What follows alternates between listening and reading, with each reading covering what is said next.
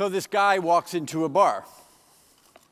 He's with his son, who has just reached the rite of passage into legal drinking age. So he goes to the bar, and he orders 2 pints of beer, and he comes back, and he gives one to his son, and they clink glasses. He says, "Son, I'm really proud of you. You're really turning into a great young man." And they take a sip. And at that moment, 3 young women walk by, and one of them smiles at the father. And as they walk by, the father looks, and he sees his son checking out the women. And he goes, "Hey, son, which one do you like the most?" He said, "The one on the left that smiled at you." He goes, "You got good taste, son." He goes, "Yeah, but Dad, come on, she's out of my league." And the father says, "What? Nobody is out of your league. No one is out of your league unless you think so. But don't ever think so, because the one that you think is out of your league, that's the one you want to wake up with every morning." Okay? It's like Hitch, the Love Doctor. I don't know if anyone's seen the movie Hitch, the Love Doctor. There's a scene in there where he's coaching some very pathetic men when it comes to dating. And one of them is Albert, who's courting the beautiful Allegra. And he says, "Hey, even a beautiful woman doesn't know what she wants until she sees it. And then she can't get it out of her mind." And that's the way it is in business, in sales. The ideal customer you may think is out of your league. They may think you're fantastic. The big corporate company, the prospect, and you're the little boutique agency, they might be perfect. They're the ones you want to go in to the office for on Monday morning. The ideal customer. No one is out of your league. Never believe that, and believe that anybody, as far as prospects go, are within striking distance. They're the ones you want on Monday morning. So 6 months later, the son comes home to the family barbecue, and he's got his first girlfriend with him. Okay? And she's gorgeous. Okay? And the father can't believe it. And not only is she gorgeous, she's like sunshine in the spring. And after about a half hour, he takes his son over to the corner and says, "Dude, she's out of George Clooney's league." And the son says, "But she's not out of mine." Thank you, Danius. Thank you, Vilnius, for having me. It's a pleasure to be here. We're going to talk about love, and we're going to talk about sex. Everyone thinks they do it well. It was spring 2011. I had been engaged by a conference to speak, and that month, the sponsor of the conference was a magazine, and they were going to cover sales and everything. So they interviewed me, and I'm on the phone with the editor, who is a woman, and one of her questions is, "What is the biggest point of resistance when it comes to sales training?" So within an organization, you're doing sales training. What might people resist? And I said, "Well, that's easy.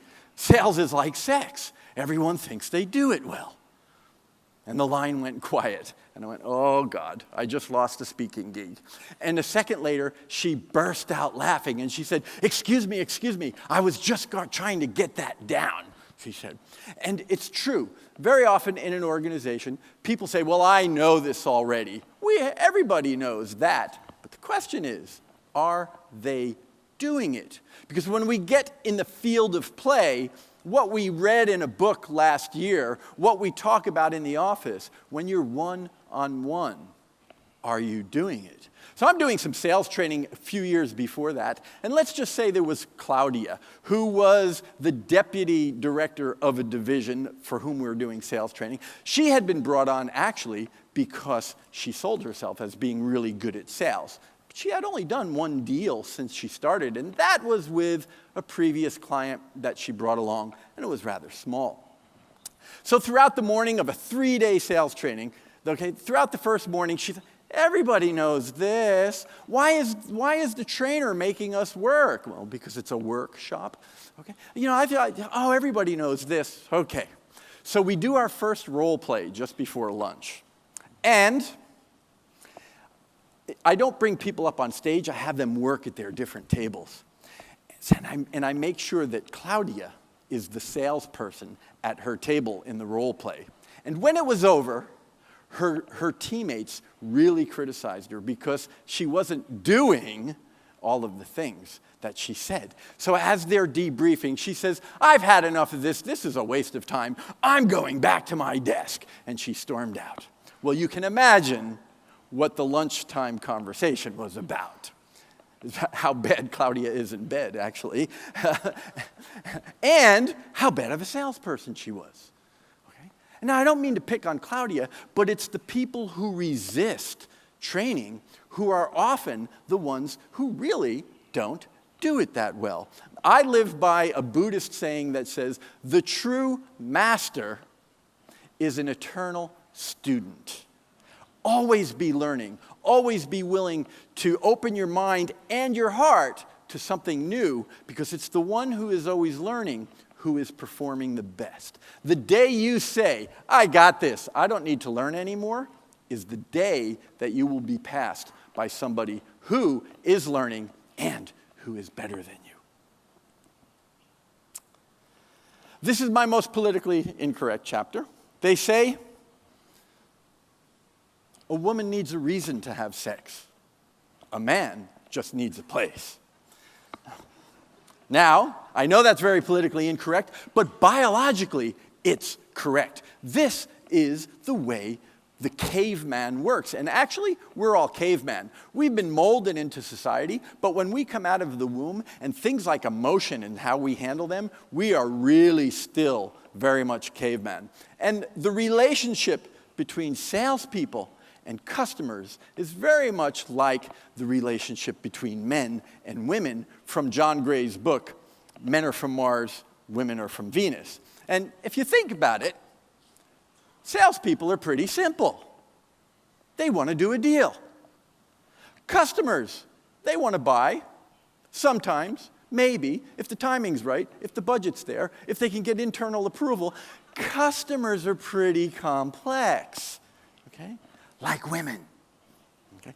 Oh, women say, for a man to stand up there and say that, how politically incorrect. But you say it. You often say, don't try to understand me, just love me. And actually, I think that's beautiful. I think that's a beautiful dynamic, the yin-yang of humanity. I think that's great. But it applies to customers. They are so complex. Don't you? But that is what we need to do, is to understand them. To understand them. Ron Lewis and David Copeland wrote a book for men and dating, and in it, it says, a woman will have 1,000 reasons not to sleep with a man until she does. Then she'll have 1,000 reasons to justify that she did the right thing. And it's the same thing at a customer. Normally when we sell business to business, there is one person in that organization who wants to get the budget, the approval to buy from you. And when that deal happens, they're on the hook. They're married to you. If you underperform, their job could be on their line. Their performance review next year could be on the line. So they're married. They got a lot of reasons not to do a deal, not to trust, not to open their hearts. And when they do, they got the ring on their finger. Customers need a reason to do a deal. Salesperson just needs a place.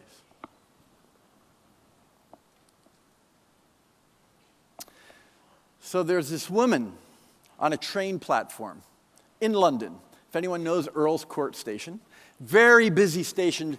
Trains are coming in and coming out and coming in and coming out. And it's not like you're waiting for a train that's coming in 20 minutes. Really, really, really busy station. And she's waiting, and she feels somebody looking at her. And she looks, and it's this really cute guy. And she looks at him, and he looks away. And he looks back, and she looks away. And they look at each other, and they look away, and they look at each other, and they look away. This goes on for about 90 seconds until a train pulls up to the platform. He walks into the train, sits on the window, and the doors close. And as the train pulls away from the station, they look at each other through the glass, and they both go, and off he goes. The next day, At the same time, where was she? At that train station, at that platform. And he wasn't there. So she thought Wednesdays. So every Wednesday, for a month, she went back to the train station, to Earl's Court. But he was gone. He was gone forever. And she said to me, she goes, "Oh, Jack, why didn't he say something to me?" And I just looked at her, and she goes, "I know. Why didn't I say something to him?" Do you know why she didn't? Rejection. Fear of rejection. Now, it's caveman. We are afraid of rejection because of caveman theory, caveman application in life. If we are rejected, we risk being ostracized, excluded from the tribe. And winter is very difficult when you're living on the side of the mountain if you don't have your tribe. So rejection actually could mean life or death to the caveman and our emotions and these little things that tick in our neurological system without us really rationally explaining it. But if you think about it, if you walk up to a woman or you walk up to a man, okay, and you make an approach and they go, "Nah, not happening." Okay? Is there blood on the floor? Are you dying? Will the ambulance have to come to rescue you? Maybe you'll have a heart attack, but really, is there anything physically dangerous about that? It's not. It's our emotions that makes it crazy for us to think about being rejected.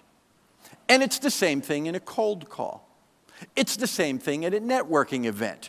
A CEO gives a great talk at a networking event, and there's networking afterwards, and you say, "Wow, something he said, I could be the perfect partner. I could be the perfect vendor for them." And you go, "Oh, it's a CEO. I don't know. What happens if he says, Jack, that's not happening?" Okay? The pain, the emotional pain that we feel from rejection is very intense. The pain that we feel from not doing it and not taking the risk is called regret. That's not so intense. That's not so intense. But it does linger much longer. It stays with us for a long time. So you walk up to the CEO, you walk up to that handsome guy, you walk up to that hot chick, and you say something, okay? You may be rejected. Okay? But if you stand in the corner holding your drink, looking mysteriously, first of all, that's a bad thing to do because if they see you, then you're already out, okay? But if you say, "Well, no, I'll play it safe. I'll just talk to the person I'm already talking with for the rest of the night," okay? And then you go home and you say, "I could have spoken to that CEO. Maybe he would have rejected me. Maybe she would have told me to take a hike, but I don't know. And I really think that something they said, I could be the perfect partner for them. But now I don't know. But now I don't know." So it's caveman theory that holds us back, but it's also emotions and feelings that make it linger and make it hurt for a long time. Susan Müller-Heinz, she's a friend of mine. She is cited in this chapter in my book. She's a dating coach, and she used to be a salesperson. And she says, don't try to kill fear. Embrace it and do it anyway. And celebrate having done it. Even after you're rejected, say, "I did it. I did it." And guess what? You might not be rejected. It's far better to try and be rejected than to have that regret linger. Caveman theory. Get over it. We're living the modern times. You won't die, but you may get the deal. And if not, at least you know. Now, early in a sale, it's incumbent upon the salesperson early in the sale to take the buyer's breath away. Take my breath away. Early. So if you go in and they want you to open, say something that will appeal to the brain, but punch them right in the chest. Make them go, "Yes, in a sale. Take my breath away." Okay? Emotions are triggered by simplicity. And we need to distinguish between what are emotions and what are feelings. They are two different things. Emotions are triggered. Fear, opportunity, okay, attraction. They are triggered. We don't notice when our mouth is hanging open.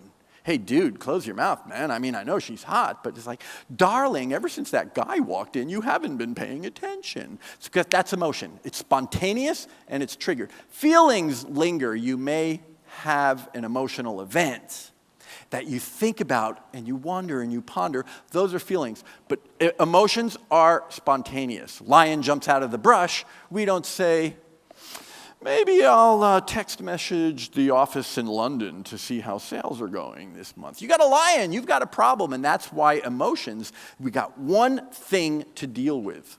And it's early in a sale.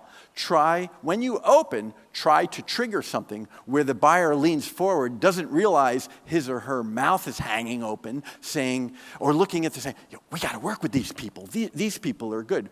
Trigger them, draw them in. This does not guarantee that you will get the deal. There's a lot of work to do after that. But if you don't grab them early, they may not follow you through this process. The purpose of opening a first sales call is not to close a deal. It's to open a relationship. So get it out of your mind that you're going to close. Don't even feel like you want them to pay some money for something that you have. Try to open the relationship, a good, trusting relationship. It was Shakespeare who said, "Who has loved, who has not loved at first sight?" William Shakespeare. Of course, seduction alone and attraction is for narcissists. Hey, baby, I want to make you thrill. I want to thrill you. If that is the whole purpose, if that is the whole dynamic going on, after a while it gets to be a little bit narcissistic. And, he's just full of himself. And it's the same in sales. The purpose of opening with that emotional opening that grabs their attention, it's not really to impress them, although it's good to do that as well. The purpose of opening is to earn the right to ask questions. Get them leaning forward, get their curiosity. They may ask you a question. Answer it, and then ask them a question. Move the conversation away from you and towards the salesperson. The more they talk about themselves, their business, their problems, their hopes, the more they talk about it, the more they're trusting you. That's the counterintuitive part of trust building. It's not what you say so much as what you listening. Listening is the killer app in building trust. And how do you do that? By asking questions, which is the killer trust in engagement. Ask great questions at the right time, engage them, and listen, and they will start trusting you. It's like dating. If all you do is talk about yourself, they're going to say, well, he doesn't even care about me. Love your customer. Show them the love. They say, women need to be listened to. Men want to feel important. Everybody wants to be understood, especially customers. So a friend of mine is dating a divorced mother. They're out to dinner one night, and this has been going on for about 8 or 9 months, and he is in. He's totally in. And he believes she's in. Everything's feeling good, but they hadn't really had that real big talk. So over dessert, he says to her, listen, how do you feel the kids will feel about you in a serious relationship? And she just went, like, I am grateful that this conversation is going to happen. This was a conversation that needed to happen. And he asked the question, how do you feel the kids will feel about you in a serious relation? And she said, I think they're ready. In fact, my daughter is even saying, Mom, when are you going to start seeing somebody? So you know what? I've got the kids next weekend. How about if you come over and join us for dinner? Well, that went very well. Okay? What she just did was she advanced. She contributed to the next step. And that's what you want to do in the sales process with customers. Very often we come away from a meeting and the customer says, great, Jack, you'll do this and you'll do this and you'll do this. You need to get that prospect doing things too. Investing resources, time, energy, people in the next step. Now, this is a good indicator. If you have a customer who will do 3 things like involve their people and resources in the next step. They're going to bring their market research manager to a meeting with you. They're going to get a PDF together and send it to you. And they're going to do 1 or 2 other things. And that same afternoon, you see a prospect who's kind of like, yeah, just send it to me. I'll look at it. Just send it to me. I'll look at it. Which customer are you going to work on tomorrow? The one who's advancing, the one who is putting skin in the game. Skin in the game is an American football term, and because in American football they play so hard that they often leave skin on the ground. So the term comes from putting skin in the game. You are investing in the game. And that's what you want your clients to do, your prospects to do. When a prospect, at the conclusion of a meeting, the next steps that you'll do things and they'll do things, that's very good. It's a good indicator. It's also a good tactical tool. Very often, buyers want to do business with you. They do. But after the meeting, things start drifting. They've got the trip down to the Mediterranean countries, and then they have a board meeting coming up. And the next thing you know, it's hard to get back in touch with them because they're feeling a little bit remiss and they don't, okay? But if they have stuff to do, it keeps them involved. It keeps them involved. So, my friend, the dinner went really well. After the kids were in bed, he and his girlfriend were cuddling on the sofa, celebrating what a good dinner it was and how the kids liked him and all of that. And she said, hey, next weekend I don't have the kids. Why don't we drive out to the country and visit my parents? She just did it again. She just put skin in the game. She just invested in the next steps. Today they're living together and they're very, very happy. Closing, we were talking about it earlier. Closing is such a difficult thing, and closing is not. Tactically, closing is the easiest part of a sale when everything else has gone right. Okay? I was once dealing with a company in London.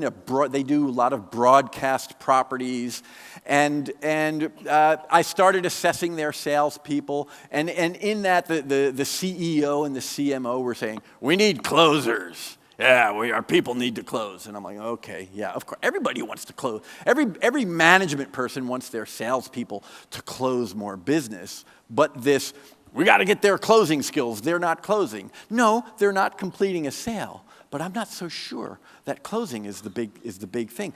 Being very pushy in the close could actually kill trust. So after that, I met with numerous salespeople, numerous different people, and I went back 2 weeks later because I was now designing the training for them. And I said, your people don't need closing skills. Are you saying you can't help us close? I said, no. I didn't say that. What I said was, if we work just on closing, it's not going to help you. It's not going to help you. These are London broadcast media salespeople. They know how to close. Hey, Charlie, we're going live tomorrow. I got to know at 3. Are you in, man? Okay, call me back. Perfect close question. Perfect close question. Nothing wrong with that question. It's very good for their marketplace, okay, and literally we're London media. Perfect question. So what's happening is that earlier in the sale, they're not doing it right, so they're not building the trust. But closing, absolutely no problem. It's kind of like Hitch the Love Doctor again. Okay? One time, Albert comes back, and they're having coffee the next day, and he goes, and I asked her if I could kiss her, and she didn't answer me. And he said, you don't ask a woman if you can kiss her. Just kiss her. And Albert says, is it that easy? And he said, well, no, not really that easy. He said, move 90% of the way and let her come 10%. She wants a decision in this too. She wants to feel as though she's in power too. And it's the same thing in closing a deal. Move yourself 90% of the way. Maybe ask a question, but it's not that high-powered, do you want it in green or do you want it in yellow? Okay? Do you want 100 or do you want 200? Shall we get started tomorrow? That's a little too manipulative today. People know that. The perfect sales question is, how would you like to move forward, Tina? And that gives her the power to say, I need to cover a few more things. Or here's what else I need to move forward. Or, as Tina once told me, I think everything's ready here, Jack. I imagine you'll send me a letter of agreement. Okay. Let her lean in. Let her lean in. And actually, after that meeting, Tina gave me a kiss. But it was on the cheek. It wasn't on the lips. The best salespeople are loved by their customers. They do all the things to become loved. We talk about relationships and take me the way I am, baby, and you'll love me, and then the relationship doesn't go. No, it's about our behaviors. It's about the things we do. And it's the same thing in sales. You could have a hot product, but if you're not selling well, you may be scoring under what you should be with regards to new sales. Great salespeople, they watch your back. They recommend things that you shouldn't do. They ask you questions to pull you through your purchase instead of pushing you through their sale. They give love, and they get love. It's the same thing, relationships in sales. Trust is the biggest factor. We have to earn it through the things that we say and through the things that we do. The more you give, the more you get. In romance and in sales. Poets write about it. Singers sing about it. This is what art is all about, is the human condition. Love conquers all. So, my fellow friends, keep spreading the love. The more you give, the more you get. Vilnius.